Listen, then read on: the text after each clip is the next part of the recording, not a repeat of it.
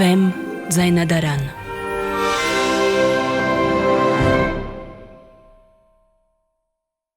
Հարգելուն կնդիրներ Վեմ ռադիոկայանի ֆոնդից ձեզ ենք ներկայացնում ձայնագրություն հայելի հաղորդաշարից Բարև ձեզ հարգելի ունկնդիրներ, եթերում հայելի հաղորդաշարն է, խոսափողի մոտ է լրագրող Լիլիթ Ավագյանը։ Զորավար Անդրանիկի քարտուղար ու գրագիր Եղիշե Քաջունու օրագիրը տպագրվել է 1921 թվականին Բոստոնում Զորավար Անդրանիկ հայկական առանձին հարվածող զորամասը խորագրով։ Օրերս այն վերահրատարակել է լրագրող հայկական ուսումնասիրությունների անի հիմնադրամի համակարգող Թաթուլ Հակոբյանի խմբագրմամբ։ Թաթուլն այսօր մեր տաղավարում է, շնորհակալություն նախ հրավերս ընդունելու համար։ Անդրանիկ Օզանյանին, ինչպես նաև հայ քաղաքական ու ռազմական գործիչներին, որպես կանոն հիշում ենք հատվածաբար, նա այս հայտ պահին քաղաքական ինչ իրավիճակ է, ում անունն է ավելի այսպես տակարկանդակների նման պահանջվող։ Այսպես մեկ կենտրոնանում են Գարեգին Նժդեհի վրա, մեկ առաջին հանրապետության ղեկավարների վրա եւ հիմա արդեն մեր սեղանին է այս գիրքը Զորավար Անդրանիկի մասին։ Ասացեք խնդրեմ, ինչով է պայմանավորված արդեն հրատարակված գիրքը վերահրատարակելու ցանկությունը եւ կցանկանայի նաեւ մի քանի խոսք անպայման Զորավար Անդրանիկի քարտուղարի մասին, ով հեղինակն է ըստ էության այս գրքի։ Շնորհակալություն Լիլիթ, ասեմ, որ այս գրքին ես ծանոթացա, երբ որ գրում էի իմ երկու գրքերը, Ղարաբաղյան Արցախյան օրագիրն ու հայերի եւ թուրքերի այդ երկու հատորները, ես բնականաբար այդ գրքերը գրելու ժամանակ շատ ծով գրականություն էի կարդում, հավաքում, եւ երբ որ կարդացի Քաջունու այս գիրքը, որը այն ժամանակ աշխատում է Ազգ թերթում, ես մի կողմ դրեցի եւ ասացի, որ այս գիրքը չպիտի այսպես մնա, այս գիրքը արժանի է, որպեսզի նորմալ ձևով վերահրատարակվի եւ ժամանակները եկան որևէ քաղաքական ենթատեքստ չկա հրապարակման հետ կապված, նաև ասեմ, որ պատահական է գրեթե համընկնումը, որ այս տարի նշվում է 150-ամյակը, կարող է այնպես լինել, որ անցյալ տարի տպեի, պարզապես զուտ համընկավ, բայց քանի որ համընկավ, ես դա նվիրեցի նաև Զորավարի 150-ամյակին, ես ընդհանրապես լրագրության մեջ հետևյալ սկզբունքը ունեմ, հիշեցնել այն, ինչ հիշելը ձեռնտու չէ։ Գիրեք, պատմության ընթացքում շատ բաներ են տեղի ունենում, որոնք քաղաքական նպատակահարմարությունից ելնելով օրվա իշխանությունը կամ, չգիտեմ, պատմաբանները, ակադեմիական շրջանակները չեն ուզում, որ այդ մասին խոսվի, շատ գրվի, կամ ուզում են, որ խոսվի եւ գրվի, եւ Անդրանիկի մասին այս գիրքը շատ կարեւոր համարեցի մի քանի պատճառներով, նախ առաջին, որ սա ի վերջո Անդրանիկն է, ով 1 տարի ապրել է, եղել է Հայաստանի առաջին հանրապետությունում եւ այդպես էլ չի մտել Երևան, նա խռովել էր դաշնակցությունից, նա դավաճանություն էր համարում դաշնակցության եւ Օսմանյան կայսրության միջև կնքված բարեկամության եւ հաշտության պայմանագիրը 18 թվականի հունիս 4-ին Բաթումում եւ փաստորեն ստեղծվեց առաջին հանրապետություն եւ Անդրանիկն ասում էր, որ սա թուրքի ձեռքով ստեղծված հանրապետություն է։ Նայեք, բայց նա, եթե չեմ սխալվում, դաշնակցությունից Զորավար Անդրանիկը դուրս եկավ 17 թվականին։ Հա, բան չունեմ ասելու, դուրս էր եկել, իր հակասությունը կար, բայց իր մոտ այնքան մեծ էր թուրքերի նկատմամբ այդ ատելությունը, Թուրքի այդ կռիվ ունենալ այդ բանը, որ նա համարում էր, որ հանրապետությունը ստեղծել է թուրքերի ձեռքով, հասկանում եք։ Եվ որոշեցի այս գիրքը հրատարակել, որովհետև Անդրանիկի մասին բազմաթիվ գրքեր են գրվել, բայց սա այն գիրքն է, որը նախ նրա հայաստանյան օրագիրն է, եւ նաեւ սա մի գիրք է,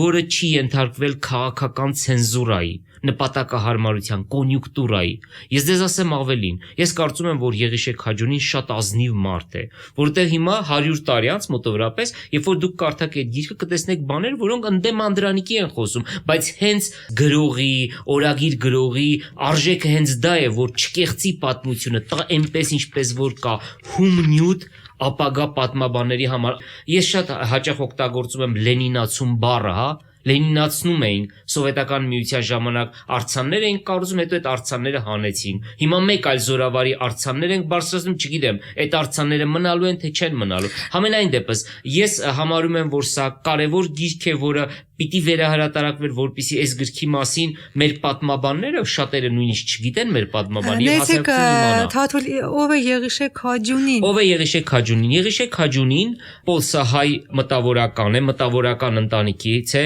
որի բարեկամներից մեկը այն 250 հայ մտավորականների շարքում էր, ով 15 ապրիլ 24-ին նստեցվեց Հայդար Փաշա կայարանից գնաց եւ ուղարկվեց մահվան ճամփորդության։ Այսինքն մեր մտավորականից, այսինքն իրենց ընտանիքը բավականին հայտնի ընտանիք է։ Քաջունին բավական երիտասարդ էր այդ ժամանակ, երբ որ Անդրանիկի հետ էր, եւ նա ավարտել էր Պոլսի կենտրոնականը կամ կենտրոնական, ինչպես մենք կասենք, ու կենտրոնականը շատ հայտնի իհարկե հաստատություն էր, մարդ էր, որին Անդրանիկը անվերապահորեն վստահում էր, նրա հաշվապահն էր, նրա գրագիրն էր, նրա քարտուղարն էր, նրա ամեն ինչն էր։ Նեսեք այս օրագիրը գրվել է անձնական ցանկությամբ, թե Անդրանիկի խնդրանքով, Գիտեք, ես չեմ կարող ասել, որտեվ այդպես ուղակի բան չկա, կարծում եմ Անդրանիկի ցուցումով է գրվել, բայց զգացվում է, որ Անդրանիկը այդքան էլ չի միջամտել, այսինքն այն ժամանակ, երբ որ 1918-ին ընկավ Էրզրումը, ի վերջո Անդրանիկը պետք է հիշենք, որ Էրզրումի բերդապահն էր, նրան էր վստահված եւ այսինքն ռուսները երբ որ հեռացան եւ թուրքերի դեպի արևելյան Հայաստան շարժվելու այլ ճանապարհը բաց էր մնացել, թուրքերը մեկը մյուսի ետևից գրավեցին Էրզրումը, Կարս եւ Անդրանիկը այսպես նահանջով եկավ հասավ մինչև Գյումրի։ Դա 1918-ի գարունն էր։ Եկավ Գյումրի իր արևմտահայ հայդուկներով, իր զինվորներով, ինչպես նաեւ արևմտահայ գաղթականության հետ։ Եվ ահա 1918 թվականին Գյումրիում ձևավորվում է այս զորամասը, կազմված գրեթե բացառապես արևմտահայ զինվորներից։ Եվ Անդրանիկը այս զինվորների եւ այս գաղթականության հետ գրքում նշված է 20,000, բայց այլ աղբյուրներում ավելի մեծ թիվ է նշում, անցել են, ուղղակի չեք պատկերացնի ինչ ճանապարհ, հարյուրավոր կիլոմետրեր ոտքով, այսինքն եթե կարճ ասեմ հետեւյալ ճանապարհը, Գյումրի, ես օգտագործում եմ այսօրվա անվանումներ, որտեղ այն ժամանակ Գյումրի չէր, Ալեքսանդրապոլ էր, Գյումրի, Տաշիր, Ստեփանավան, Դսեղ, այնտեղ հանդիպում Հովանես Թումանյանի հետ, Դիլիջան, Սևանի ափ, Գավառ, այսինքն նոր Բայազետ, հետո Սելիմով Վարդենյաց լեռներով իջնում է դեպի Վայոց ձոր, շարունակում է դեպի Նախիջևան, անցնում է Արաքսը, եւ հիմա հարց կարող է առաջանալ, Անդրանիկը էս ինչ էր անում։ Չէ՞ որ ստեղծվել էր Առաջին Հանրապետությունը, ուր էր գնում։ Անդրանիկը, ինչպես նշեցի, չէր ընդունում Հայաստանի Առաջին Հանրապետությունը, համարում էր, որ սա թուրքի ձեռքով ստեղծված է եւ դաշնակցական ղեկավարության հորդորներն են, որ Անդրանիկ մնա, ստեղծվել է հանրապետություն եւ մնա մեզ հետ, Անդրանիկը այդպես էլ չմնաց եւ նա հայտարարեց, որ ինքը պետք է գնա եւ իր կռիվը շարունակի Թուրքի դեմ, իր դաշնակիցների հետ։ Եթե այսօր մեր անվերապահ դաշնակիցները ռուսներն են, նու լավ է, թեված սա մի կողմ եմ դնում, ինձ թվում է, որ վատ է, որտեղ այն ինչ որ անվերապահ է, սա վատ է։ Այն ժամանակ էլ Հայաստանի ու հայերի անվերապահ դաշնակիցները բրիտանացիներն էին, որոնք տնօրինում էին այս տարածաշրջանում եւ Անդրանիկը հայտարարեց, որ ինքը գնալու է իր դաշնակից բրիտանացիների մոտ եւ Բաղդադ եւ այնտեղից շարունակելու է կռիվը թուրքերի դեմ։ Եվ ահա նա թողել էր հանրապետություն եւ իր այդ 1500-անոց զորքի հետ եւ այդ գաղթականության հետ, որ իրենից չէր բաժանում, ասում էր Անդրանիկ ուր գնա մենք կգնանք։ Այսինքն այդպես սայլերով, ձիերով, ոտքով այդ ճանապարհը անցան Արաքսը, այնտեղ հանդիպեցին թուրքական զորքերին, պարտվեցին, մոտ 70 զոհ տվեց Անդրանիկը, այս ամեն ինչը մանրամասն գրքի մեջ կա, օրագրության մեջ կա, հետ նահանջեց եւ եկավ Նախիջևան եւ հաստատվեց Նախիջևանի հայկական գյուղերում։ Իդեպ, մի շատ հետաքրքիր բան կա, այդ գյուղերից մեկը Կզնուտն էր, որտեղ ծնվել է Գարեգին Նժդեհը, եւ զարմանալիորեն Նժդեհի մասին ոչ մի բառ չկա գրված։ Ես չգիտեմ թե ինչու չկա գրված։ Եվ այն ժամանակ, երբ որ Անդրանիկը չգիտեր ինչ անել, այդ ժամանակ Արցախից գալիս են ազգային խորհրդի պատվիրակներ եւ ասում Անդրանիկին, որ արի մեզ օգնի, որովհետև թուրքերը Նուրի Փաշան հարձակվել է Շուշիի վրա, Գանձակի վրա եւ արի մեզ օգնի եւ Անդրանիկը համաձայնվեց եւ այդ պայմաններում էր, որ արդեն Անդրանիկը Նախիջևանից արդեն Քաջարանի վրայով կապանով, Հալիձորով, Տաթևի ձորով եկավ Գորիս եւ սկսեց իր չավարտված արշավանքը դեպի Շուշի։ Եթե չեմ սխալվում, Անդրանիկի եւ Գարեգին Նժդեհի կապը ավելի վաղ մատնելին, դեռևս 12-13 թվականներին նրանք միավորվեցին եւ վարժ կազմակերպեցին եւ մասնակցեցին Բուլղարիայի զորքի կազմում Բալկանյան պատերազմին։ Շատ հետաքրքրական է, որ որևէ տվյալ չկա այդ մասին եւ նաեւ հետաքրքրական է եւ սա էլ մեր պատմության կարծում եմ տաբու շրջաններից է, թե այն ժամանակ, երբ որ Անդրանիկը Նախիջևանում էր, եւ այն ժամանակ, որ թուրքերը փաստորեն գրավում էին Նախիջևանը, որտեղ Նախիջևանը վիճելի կարգավիճակ դեռևս ուներ, ուր էր Գարեգին Նժդեհը։ Եվ պարզվում է, որ այդ ժամանակ Գարեգին Նժդեհը ոնց որ թե Երևանում էր։ Սա էլ մեր պատմության շրջաններից է, որ պետք է լույս սփռել, ինչ էր անում Երևանում, ինչու Նախիջևանում չէր։ Եվ հետո նաև Զանգեզուրի այսպես պաշտպանության հարցում մենք դարձյալ դերևս Գայգին Նժդեհին ենք միայն կենտրոնում տեսնում, սակայն նույն Զանգեզուրի պաշտպանության հարցում նաև Անդրանիկը մեծ ավանդուն էր եւ ես հիշում եմ պատմական այն անցքը, այն միջադեպը, երբ Հայաստանի առաջին հանրապետության ղեկավարները ցանկանում էին թուրքական կառավարության հետ բանակցելու համար սեղան նստել եւ այնտեղից հնչեց պատասխան, որ մենք ձեզ չենք ճանաչում, մեզ համար բավական է միայն Անդրանիկի կարծիքը, քանի որ նա է այսպես տնօրինում Տեսեք, ես որևիցե կերպ չեմ կարող արդարացնել Անդրանիկի օրինակ ասենք Սարդարապատում, Բաշաբարանում կամ Ղարաքիլիսայում չկռվելը։ Որևիցե տրամաբանություն ես չեմ տեսնում եւ չեմ հասկանում թե ինչու Անդրանիկը այդ խիզախ մարդը, որը Թուրքի հետ կռիվ ուներ, որը կռվել էր եւ ամբողջ կյանքում կռվել էր, ինչու չկռվեց այնտեղ։ Ես կարող եմ ենթադրել, որ նա հակասություններ ուներ Դաշնակցության հետ, բայց սա որևիցե ձևով չի կարող մեղմացնել եւ սրանով նաեւ ես իհարկե չեմ ուզում նսեմացնել Անդրանիկի փառքը, նրա համաժողովրդական սերը, բայց մենք հետազոտողներս իրավունք ունենք այդ հարցերը բարձրացնելու, բայց կոռեկտորեն առանց քաղաքական որևէ բանից ելնելով, հա, ասենք որևէ կուսակցական կամ այլ նկատառումներից ելնելով։ Վերադառնալով նրա դերակատարությանը շատ ճիշտ նշեցիք, որ նշվում է միայն Գարեգին Նժդեհի անունը, մինչդեռ նախքան Գարեգին Նժդեհի Զանգեզուրում հայտնվելը բավականին երկար ժամանակ միակ ռազմական ուժը Անդրանիկն էր, որը մոտ 6 ամիս Գորիսում էր նստած, Սյունյաց լեռներում էր եւ ես ձեզ ասեմ, բրիտանացիները որոշել էին նաեւ Զանգեզուրը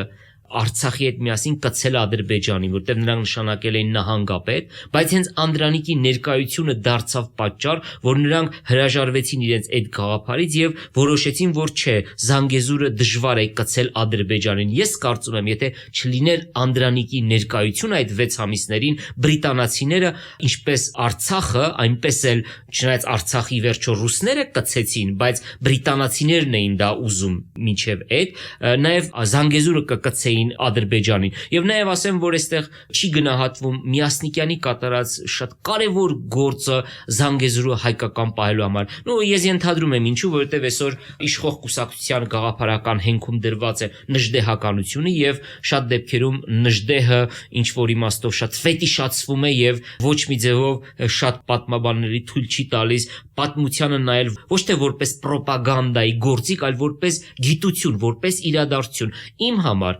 պատմությունը դա իրադարձությունների շարք է եւ ոչ մի կերպ ես չեմ կարող դրա մեջ դնել կուսակցական կամ ինչ որ կոնյուկտուրային մի որևէ դետալ։ Միասնիկյանի անունը հիշատակեցիք եւ ես զուտ իհարկե կոնտեքստից դուրս մեր զրույցի հիշեցի թե ինչ այսպես ջերմությամբ եւ ինչ ազնվիրությամբ էր նա փորձում գումար հայթայթել եւ Չարենցին Եղիշե Չարենցին ուղարկել Եվրոպա, որ տեսնելով որ նա տաղանդավոր մեկն է, որպեսզի այնտեղ նա աշխարհ տեսնի, աշխարհայացքը լայնացնի եւ վերադառնա հայրենիք եւ ստեղծագործի։ Այսինքն իրոք մենք բոլոր քաղաքական գործիչներին նայում ենք պատմական այս կամ այն կտրվածքի շահեկանությունից։ Դուք ասեցիք մի բան, ես հիմա մեկ ուրիշ բան նշեմ, որը ցույց է տալիս թե ով էր իսկական Անդրանիկը։ Ճիշտ է, Անդրանիկը կռիվ ուներ նաև Դաշնակցության հետ։ Նա չէր ընդունում նրանց գաղափարախոսությունը, բայց դուք գիտեք Ռոստոմին, որը Դաշնակցության 3 հայրերի, այսինքն դա Ռոստոմը Դաշնակցությունը ինքն էր, չէ՞։ Ուրեմն Ռոստոմը 1919 թվականին մահացել էր։ Այն ժամանակ, երբ որ Անդրանիկը արդեն վերադարձել էր Էշմիածին, զենքերը հանձնում էր ամենայն հայոց կաթողիկոս Սուրենյանց 5-րդին եւ լքում էր Հայաստանը, եւ նրա մոտ որոշակի գումար կար, որը տվել էին անգլիացիները։ Ու պատկերացնում եք, իրեն համարելով Դաշնակցության հետ թշնամի իրեն, ինքը այդ գումարից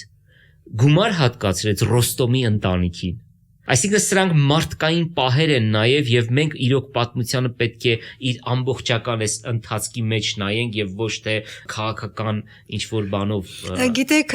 դարձյալ ես ուղղակի ստիպված եմ, բայց մեծ ցանկություն եմ վերադառնալ արդեն 5-րդ դար, զուտ այս կոնտեքստում, երբ Ավարայրի ճակատամարտից ենք խոսում, այնտեղ շատ հստակ ձևակերպում ունենք Վասակ Սյունին դավաճանը, Վարդան Մամիկոնյանը հաղթող, սակայն դարձյալ պատմագիտական շատ հստակ փաստ կա, երբ վերադառնում են Տիզբոնից, Վարդան Մամիկոնյանը հիասթափված իր ողջ Գերդաստանը վերցնում է եւ ցանկանում գնալ Բյուզանդիա, սակայն նրան պահողը Հայաստանում հետ պահողը Վասակ Սյունին էր եւ ինչպես այն ժամանակ ենք պատմությունը շատ դիտարկում դարձյալ կոնյուկտուրայից, այնպես էլ հիմա հիմա եւ նաեւ առաջին հանրապետության շրջանում Թաթուլ ասացեք խնդրեմ դուք այս գիրքը կազմելիս օգտվել եք Անդրանիկ Զորավարի գրագրի օրագրից եւ այնտեղ նշված է Անդրանիկը ինչպես որ է ասացեք խնդրեմ ինչպես տեսակ նրան այն կտրվածքում որ նա ի վերջո նեղացավ իր հայրենիքից այսինքն ինչ պատճառներ տեսակ ըստ օրագրի Ըստ օրագրի պատճառները շատ հստակ են, որովհետև Անդրանիկը նախ կար մի գաղափարական կամ ինչպես ասեմ, աշխարհընկալման խնդիր, որը մենք պետք է ճիշտ հասկանանք։ Այդ խնդիրը ցավոք այսօր էլ կա։ Նայեք, ընդհանրապես արևմտահայությունը ոչ մի կերպ չէր հասկանում, որ ինչպես է հնարավոր ռուսական Հայաստանում ունենալ անկախ հանրապետություն, երբ իրենք պայքարում էին արևմտյան Հայաստանի անկախության համար կամ ինքնավարության համար, հա։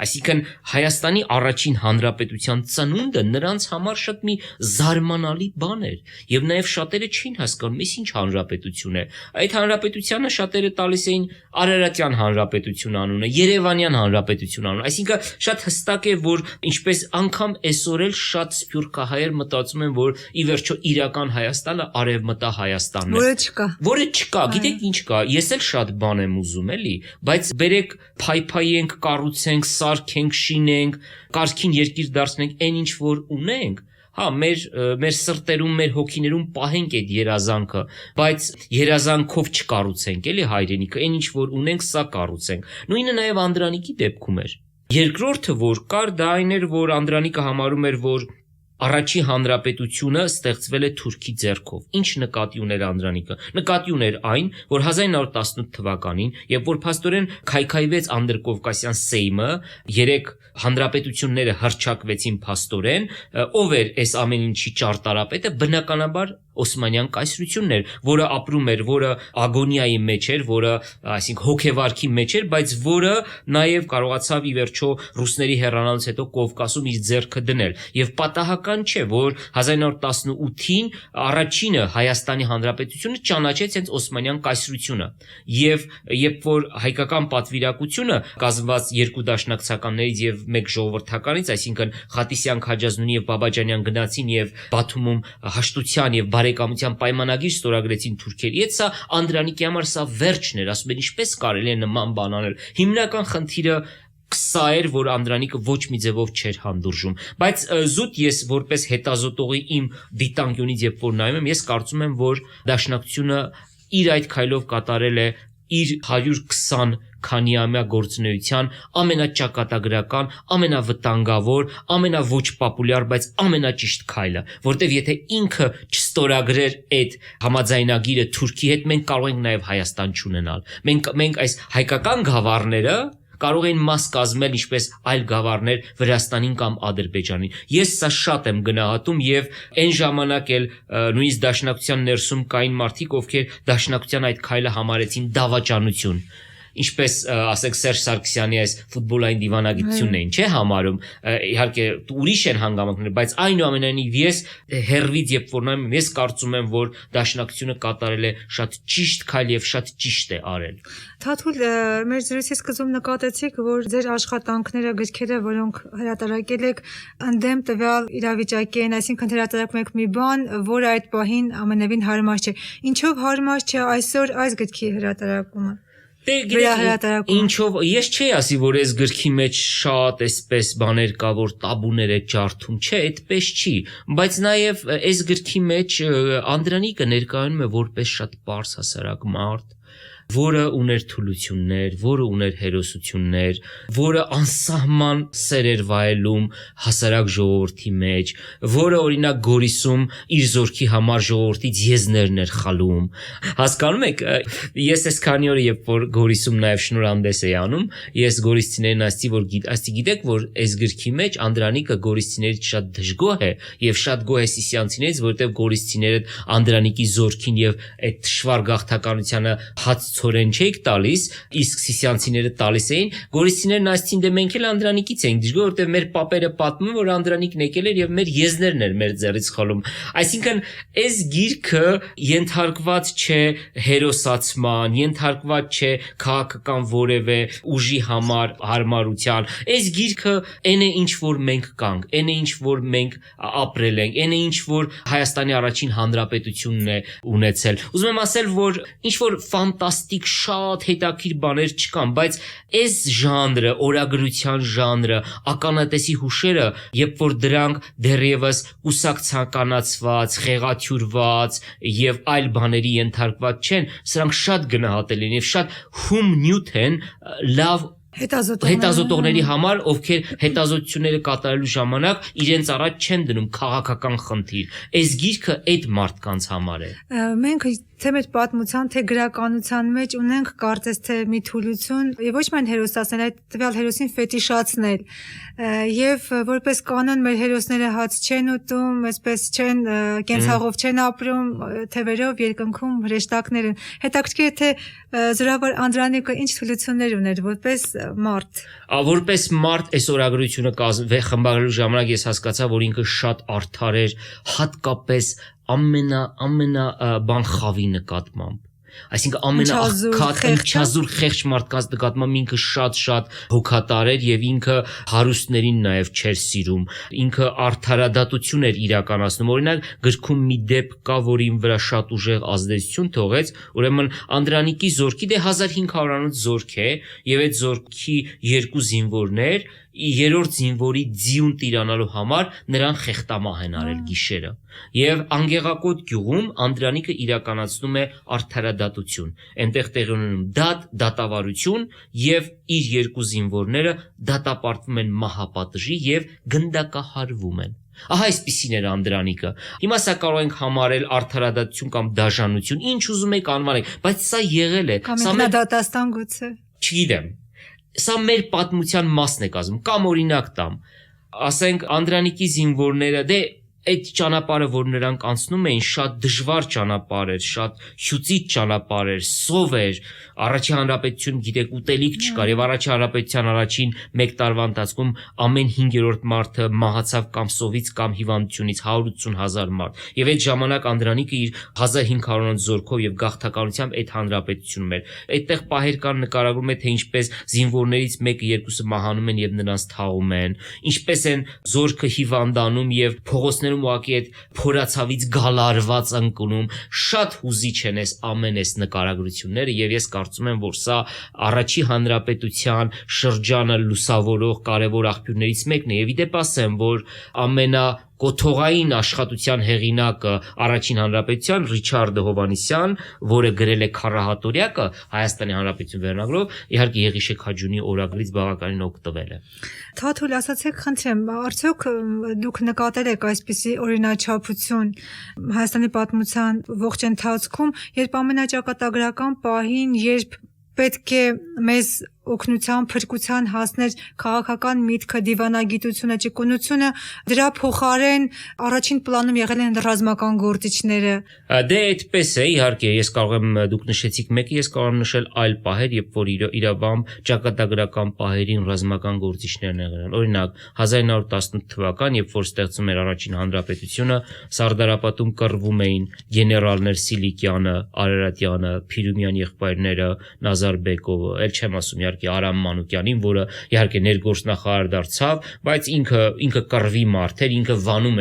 էր կռվել կռվի մարդ էր, այսինքն զենքի մարդ էր, ով էր կռվում Բաշաբարանում, դրոն էր կռվում, որը իմ համար սա զուտ իհարկե անձնական է, իմ համար դրոն հայոց պատմության չպարտված զորավարն է եւ նրան ես շատ եմ հավանում որպես կռվող, որպես զորավար։ Այո, մեր ճակատագրական պահերին եւ դա բնական է ինչ որ իմաստով, որովհետեւ երբ որ կռիվ է, երբ որ ճակատագրական պահ է, պետք է նաեւ խելագար, խելահեղ, լավ իմաստով եմ այս բառն օգտագործում, մարդիկ, ովքեր գիտեն, որ մտնում են կռվի մեջ, որտեղ մեռնելու եւ ապրելու հավանականությունը 50-50 է։ Եվ դիվանագետները իմ կարծիքով ես չեմ ուզում նրանց թերագնահատել, բայց այն մարդիկը չեն, որ այդ դերը կատարեն, այսինքն բաներ կա, որ վճռվում է զենքով, ուժով, հետո է էստաֆետը փոխանցում դիվանագետներին, որոնք կամ վատ են անում գործը կամ շատ վատ են անում, ինչպես մեր պատմության ընթացքում է շատ հաճախ եղել։ Արցախյան պատերազմից հետո մտան ազատամարտիկները ազատագրեցին Շուշին ազատագրեցին մեր տարածքները, սակայն թե ինչ եղավ հետո, արդեն թերևս կգրի մեկը, ով կազմում է այս կամ այն քաղաքական գործի օրագիրը, թեև կասկածում եմ, որ մեր քաղաքական գործիչները նման մարդկանց իրենց կողքին կպահեին։ Թաթուլ, շատ շնորհակալ եմ հետաքրքիր եւ օգտակար զրույցի համար, հարգելի ունկնդիրներ, հիշեցնեմ եւս մեկ անգամ, որ լույս է տեսել Զորավար Անդրանիկ հայկական առանձին հարվածող զորամասը գրքի խմբագրված տարբերակը իմ գործընկերոջ Թաթուլ Հակոբյանի խմբագրմամբ։ Նայր այսօր մեր հյուր, իսկ մենք կհանդիպենք արդեն հաջորդ ուրբաթ, տեսություն։ Հարգելի ունկնդիրներ, Վեմ ռադիոկայանի ֆոնդից ձեզ ներկայացրինք ձայնագրություն հայելի հաղորդաշարից, հեղինակ Լիլիթ Ավագյան։